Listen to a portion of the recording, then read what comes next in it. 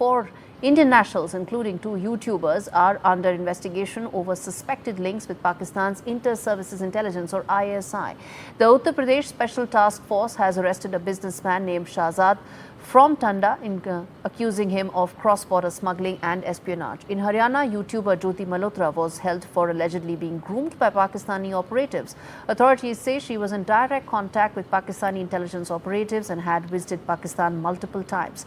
In Kaithal, Devendra, a resident of Mastgarh, has been arrested for allegedly passing sensitive information to Pakistani army.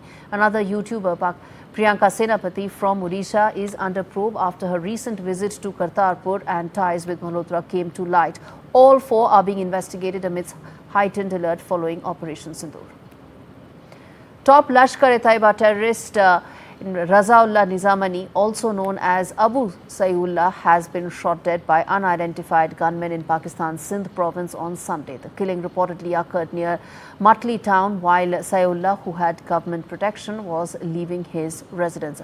He was behind 3 major terror attacks in India: the 2001 CRPF camp assault in Rampur, the 2005 strike on the Indian Science Congress in Bangalore, and the 2006 attack on the RSS headquarters in Nagpur. His killing comes just days after India's Operation Sindoor eliminated nearly 100 terrorists, including top operatives like Yusuf Azhar and Mudassir Ahmed. As part of that offensive, Indian forces also targeted Lashkar's Murid K base and Jaish-e-Mohammed stronghold in Bahawalpur. Analysts say the elimination of Saiullah marks a significant setback for the terror network supported by Pakistan's military establishment.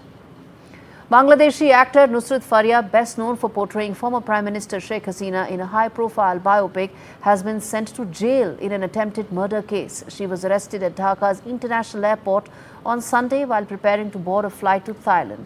Authorities say the case stems from last year's massive protests that led to the collapse of the Hasina-led Awami League government.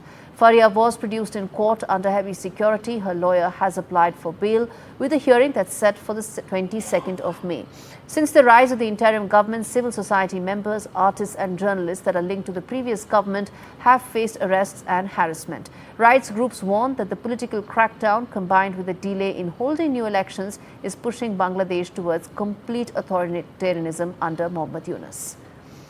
Israel's intensified bombing campaign in Gaza has crippled the region's healthcare system further. The Indonesian hospital, one of the last functioning facilities in northern Gaza, has been forced out of service following drone strikes and a continued siege by Israeli forces. Health officials warn that all public hospitals in North Gaza are now out of service, putting probably thousands of wounded and sick Palestinians at risk.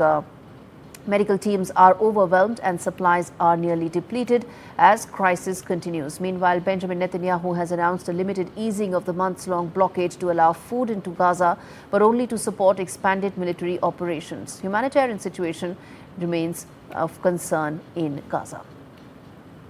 US President Donald Trump is expected to hold a high-stakes phone call with Russian President Vladimir Putin at 1400 hours GMT today, followed by talks with Ukrainian President Zelenskyy and NATO leaders. Trump said that his goal is to stop the bloodbath, claiming that 5,000 troops from both sides are dying each week. But Trump's decision to speak with Putin first has raised concerns in Kyiv, where officials fear being sidelined. Zelenskyy is likely to push back, especially after Trump downplayed Ukraine's role by saying no major progress will happen until he meets Putin face-to-face. The Kremlin confirmed the call and said it would factor in last week's Istanbul negotiations.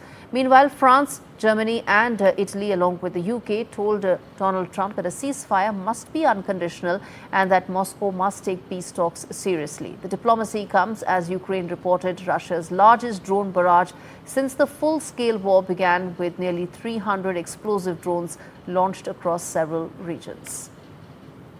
Pope Leo XIV and US Vice President J.D. Vance met at the Vatican on Monday as part of renewed American efforts to push for a ceasefire in the ongoing war in Ukraine. Vance, who is a Catholic convert, led the U.S. delegation to the Mass, inaugurating the first American Pope, joined by Secretary of State Marco Rubio. The Vatican said the meeting included calls for adherence to humanitarian and international law, with both sides stressing for a need for a negotiated solution. The Pope reaffirmed his readiness to host peace talks and continue the humanitarian work, including prisoner swaps and reunification of Ukrainian children. Vance also met Ukrainian President Zelenskyy and several other leaders as diplomatic activity intensifies. Italian Prime Minister Giorgia Meloni spoke to President Trump and European heads of state ahead of Donald Trump's expected call with Vladimir Putin. Pope also, who's a former missionary in Peru, has vowed every effort to help end the war and continue his predecessor's focus on peace and compassion.